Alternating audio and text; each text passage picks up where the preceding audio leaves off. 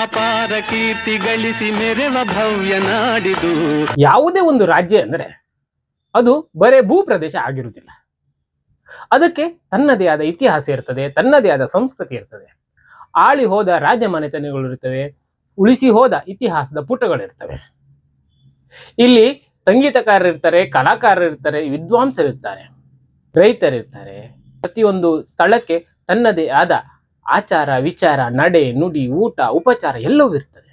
ಹಾಗಾಗಿ ಬರೇ ಒಂದು ಭೂ ಪ್ರದೇಶ ಇಷ್ಟು ಭಿನ್ನವಾಗಿರುವಾಗ ನಮ್ಮ ಕರ್ನಾಟಕ ಅದೆಷ್ಟು ಭಿನ್ನವಾಗಿರಬಹುದು, ಅದೆಷ್ಟು ವಿಶಿಷ್ಟವಾಗಿರಬಹುದು. ಈ ಕರ್ನಾಟಕದ ವಿಶೇಷತೆಗಳೇನು, ವಿಶಿಷ್ಟತೆಗಳೇನು ಎಲ್ಲವನ್ನ ಮುಂದಿನ ದಿನಗಳಲ್ಲಿ ತಿಳಿದುಕೊಳ್ಳೋಣ. ಇದು ಕರ್ನಾಟಕ ದರ್ಶನ.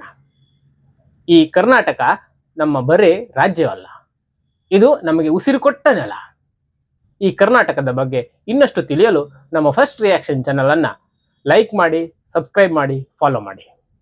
ನೀವು ಯಾವ ಊರಿನವರು ಎನ್ನುವುದನ್ನು ಕಮೆಂಟ್ ಮಾಡಿ. ಕರ್ನಾಟಕದ ವಿಶೇಷತೆಯೊಂದಿಗೆ ನಾಳೆ ನಿಮ್ಮನ್ನು ನಾನು ಭೇಟಿಯಾಗ್ತೇನೆ.